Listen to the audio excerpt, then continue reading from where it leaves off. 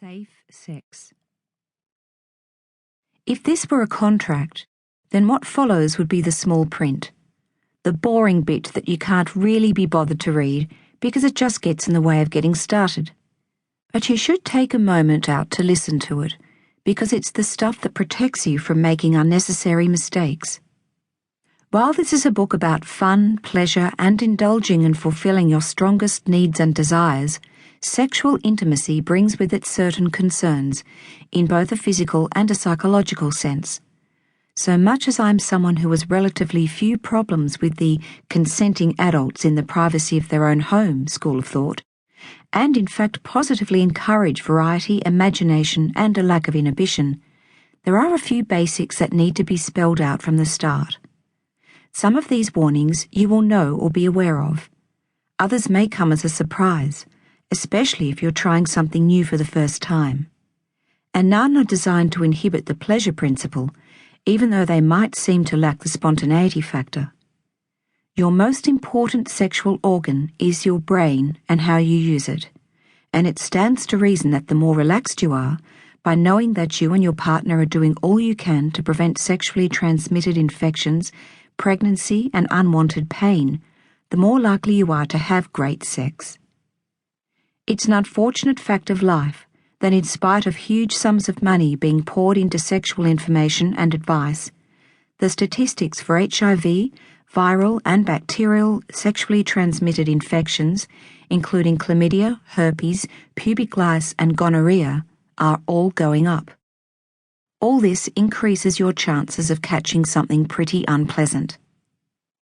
Sadly, you can't judge someone's likelihood of carrying an STI from the way they look or the way that they dress, speak, the job they do, or even what they might say. Indeed, many people are carriers of highly infectious and fertility-threatening, or even life-threatening, diseases without even being aware of it. Always remember that however personally responsible you are, and however good your intentions to make sure that you are protected during sex, drinking too much can lead to a greater risk of carelessness. Alcohol and certain other recreational drugs seriously lower your resistance to think responsibly, so while a drink or two is a great social lubricant, just be aware of your own limitations. Condoms. Gone are the days, mercifully, when buying, carrying, and using condoms held any kind of embarrassment. And if you do still feel embarrassed by doing any of these things, you need to wise up fast and take some responsibility for your own and your partner's sexual health. Unless you're in a relatively long-term relationship, and in my view, it's probably at least 3 months until you can feel safe enough to go without, you should always use a condom during penetrative vaginal sex. Longer, of course, if you're not using any other form of reliable birth control.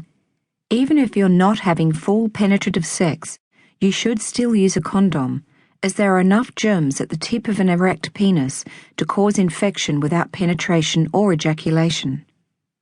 If you are having penetrative anal sex, a condom is even more important, as unlike the self-cleansing vagina, your bottom is a human waste disposal unit and is a powerhouse of germs.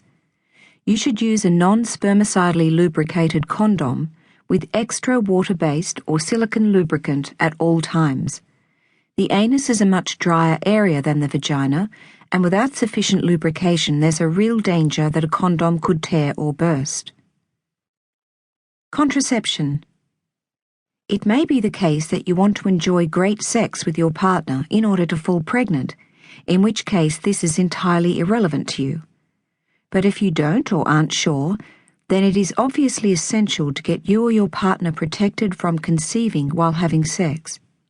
Apart from the obvious, effective contraception, whatever your personal choice of technique, will enable you to relax and enjoy sex that much more, without the added worry or complications of avoiding penetrative ejaculation.